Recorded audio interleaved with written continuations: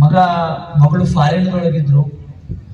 ಅವ್ವ ಅಪ್ಪನ ಮನ್ಯಾಗ ಫೋನ್ ಮಾಡ್ಸರೆ ಕೇಳಿಲ್ಲ, ಎರಡೂ ಹೆಣ ಕೊಳತ್ ಹೋಗುದು ಮನ್ಯಾಗ. ನೋಡಿರಲ್ಲ ನೀವೆಲ್ಲ, ನೋಡಿರಲ್ಲ ಹೆಂಗ ಹೆಣ ಕೊಳತಿತ್ತು ಅಂತಂದ್ರ ಶಿವನೇ ಅದನ್ನ ನೆನೆಸ್ಕೊಂಡ್ರೆ ಇವತ್ತಿಗೂ ನಾನು ಊಟ ಹೋದ ಅಷ್ಟು ಕೆಟ್ಟ. ಎರಡು ಹೆಣ ಬುದ್ಧಿ, ಒಂದು ಆ ಕಡೆ ರೂಮ್ನೊಳಗ, ಒಂದು ಈ ಕಡೆ ರೂಮ್ನೊಳಗ, ಎಲ್ಲಾ ಹುಳ ತಿಂದಾವ. ಒಬ್ಬ ಮಗನು ಸಹಿತ ಅವ್ವ ಅಪ್ಪ ಆರಾಮದಿರಲ್ಲ ಅಂತ ಫೋನ್ ಮಾಡಿದ. ಎಷ್ಟು ಕಷ್ಟಪಟ್ಟಿರ್ಬೇಕಲ್ಲ ಅವ್ವ ಅಪ್ಪ ಸಾಯ್ಬೇಕಾದ್ರೆ. ಆ ಹೆಣ ಕೊಳಿ ಮಠ, ಕೊಳತ್ ನಾರು ಮಠ, ಯಾರು ಒಬ್ರು ಅದಕ್ಕೆ ಕೇಳಿಲ್ಲ ಸ್ವಾಮಿ. ಯಾಕೆ ಮಕ್ಕಳನ್ನ ಹೇರೋದು, ಯಾಕೆ ಮಕ್ಕಳನ್ನ ಬೆಳೆಸೋದು?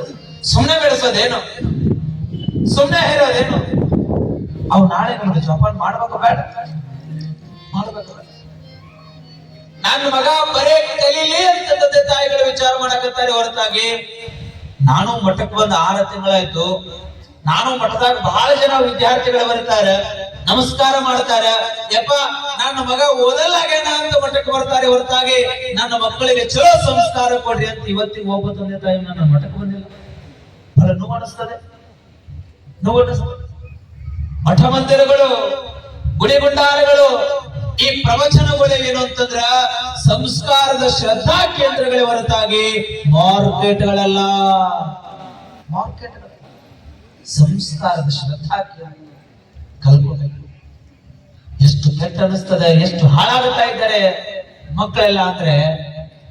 ಸುಮಾರು 1.5 ವರ್ಷದ ಹಿಂದೆ ಯಾವ ದೇವಸ್ಥಾನ ಇವತ್ತು ಸಿದ್ದೇಶ್ವರ ದೇವಸ್ಥಾನ ನಾವು ಪವಿತ್ರ ಅಂತ ತಿಳಿದುಕೊಂಡಿದ್ದೇವೆ, ಬಸವೇಶ್ವರ ದೇವಸ್ಥಾನ ನಾವು ಪವಿತ್ರ ಅಂತ ತಿಳಿದುಕೊಂಡಿದ್ದೇವೆ, ಅಲ್ಲಿ ಹೋಗಿ ಅರ್ಚಕರು ಬೆಳಗಿದ ಮಂಗಳಾರತಿಯ ಮಂಗಳದ ಚಿಜ್ಯೋತಿಯ ತಟ್ಟೆಯಲ್ಲಿ ಕಾಣಿಕೆಯನ್ನ ಹಾಕಿ ಆಶೀರ್ವಾದವನ್ನು ಪಡೆದುಕೊಳ್ಳತಕ್ಕಂತಹ ಪರಂಪರೆ ವಾರಸುದಾರಗಳಾಗಿರ್ತಕ್ಕಂಥ ನಾವುಗಳೆಲ್ಲ ದೇವಿ ಒಳಗೊಂದು ಘಟನಾ ನಡೀತಲ್ಲ ತಾಯಿ.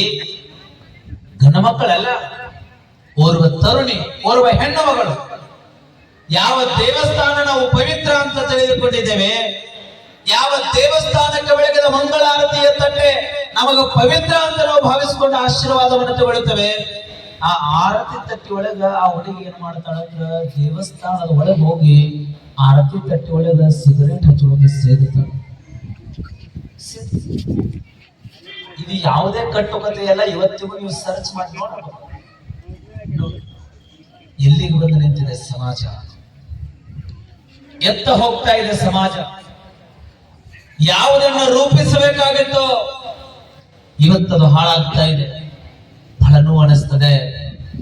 ನನ್ನ ಮಾತಿನ ಹೋಗ ಇಷ್ಟೇ, ಚಿಂಚನೀಯ ಸ್ವಾಮಿಯ ಮನದಾಳದ ಮಾತು ಇಷ್ಟೇ.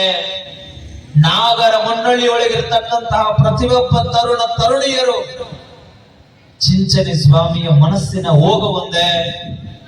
ನಾಗರ ಮುನ್ನಳ್ಳಿ ಒಳಗಿರ್ತಕ್ಕಂತ ಪ್ರತಿಯೊಬ್ಬ ತರುಣ ತರುಣಿಯರು ಹೇಗಾಗಬೇಕು ಅಂದ್ರೆ, ನಾಗರ ಮುನ್ನಳ್ಳಿಗೆ ಮಾರಕ ಆಗುವಷ್ಟರ ಮಟ್ಟಿಗೆ ಬೆಳಕ್ ಹೋಗ್ಬೇಡ್ರಿ, ನಾಗರ ಮುನ್ನಳ್ಳಿ ಒಳಗ ನಿಮ್ಮದೇ ಆದಂತಹ ಒಂದು ಸ್ಮಾರಕ ಆಗುವಷ್ಟರ ಮಟ್ಟಿಗೆ ಬೆಳೀರಿ ಅಂತಕ್ಕಂಥದ್ದು ಈ ಸ್ವಾಮಿಯ ಮನದಾಳದ ಮಾತು. ಅಷ್ಟೇ. ಕವಿ ಬಹಳ ಚೆನ್ನಾಗಿ ಬರೀತಾನೆ.